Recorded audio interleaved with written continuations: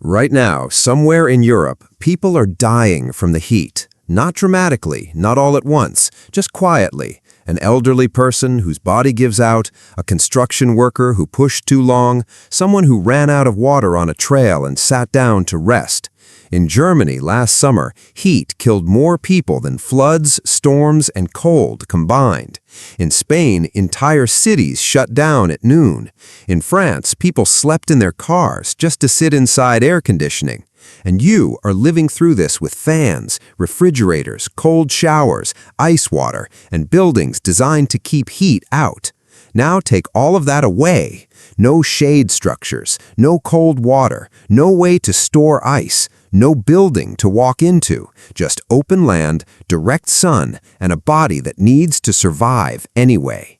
That was every summer for ancient humans. For hundreds of thousands of years, our ancestors faced heat that would kill a modern person in hours. And most of them made it through, not because they were tougher, not because they felt it less, but because they figured something out that we have almost completely forgotten. So, how did ancient humans actually survive deadly summer heat? Let's start with the part that sounds impossible. Your body is, right now, one of the most sophisticated heat management systems ever built by evolution. You just never think about it because you never have to use it fully. Humans sweat more than almost any other animal on Earth. A horse sweats, a dog pants, but a human being running in direct sunlight can produce up to 2 liters of sweat per hour. That is not a flaw, that is a weapon. When sweat evaporates off your skin, it pulls heat away from your body with extraordinary efficiency. It is the same principle as a cooling tower on an industrial building, except yours has been running for 2 million years. Ancient humans did not just endure heat, their bodies were built to operate inside it. But here is the rehook, and this is the part most people never consider. That system only works if you have water. And finding water in a prehistoric summer was not guaranteed. It was the difference between surviving the season and not. Here is what ancient summers actually looked like. In Africa, where most of early human evolution happened, dry seasons were not just hot, they were lethal. Water sources shrank. Rivers narrowed. Watering holes that held hundreds of animals in the wet season dried into cracked mud.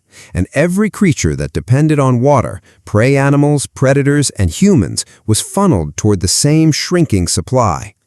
Ancient humans had to know where water was before they needed it desperately, not after.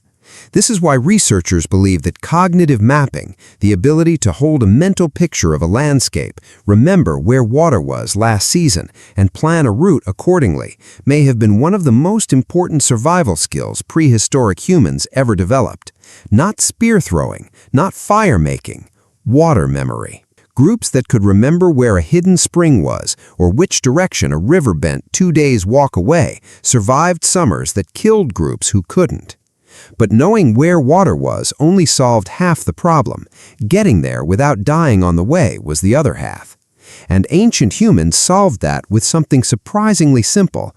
They moved at night. Midday heat in a prehistoric African summer could reach temperatures that cause heat stroke within 30 minutes of direct exposure. Modern humans with no shelter and no water have died in the Sahara in under 2 hours. Ancient humans were not immune to this, they were just smart enough not to walk through it. Hunting records preserved in ancient bones and archaeological sites show patterns consistent with dawn and dusk activity. The heat of midday was largely avoided. Shade was sought aggressively, not just any shade, but deep shade, the kind found under dense trees near water, inside rock overhangs, in cave mouths where air stayed cool regardless of surface temperature. This is the part that connects directly back to you sitting somewhere warm right now.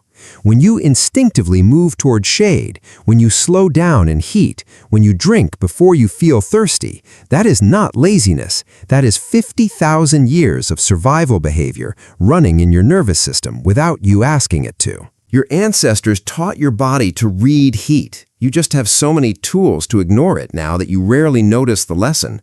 But let's stay in the ancient world for a moment, because summer did not just mean heat, it meant hunger.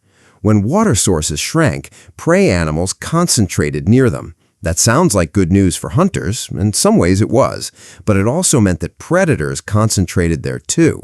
A watering hole in a dry African summer was not a buffet. It was a negotiation between every hungry thing in the landscape. Lions, hyenas, crocodiles, and humans, all needing the same water, all willing to fight for position near it. Ancient humans were not apex predators at a watering hole. They were mid-level competitors who survived by being smarter than everything else present. They used fire to keep predators at distance during night camps near water. They hunted in coordinated groups that no single predator could easily challenge. They read animal behavior, knowing that prey animals spooked by a predator upstream meant danger was close, that birds circling a specific spot meant a carcass, that dry dung near a waterhole meant it had been visited recently. The landscape was a language. Ancient humans learned to read it because their lives depended on reading it correctly every single day of summer. And then there was the body itself, quietly doing things you still benefit from. Researchers studying populations with deep ancestral ties to hot climates have found fascinating physiological adaptations. Longer limbs relative to body mass increase surface area and improve heat dissipation. Leaner body composition reduces internal heat generation. Higher density of sweat glands in populations with long evolutionary exposure to heat. Your body is not a generic human body. It is a body shaped by every summer your ancestors survived. Every person in your lineage who made it through a brutal dry season contributed something to the machine you are currently sitting inside. That is worth pausing on. Every bead of sweat that keeps you from overheating on a hot afternoon is the result of millions of years of refinement. Every instinct that tells you to drink, to slow down, to find shade, tested and kept because the humans who ignored those signals did not pass them on. But here is what makes the ancient summer story genuinely remarkable. They did not just survive heat, they used it.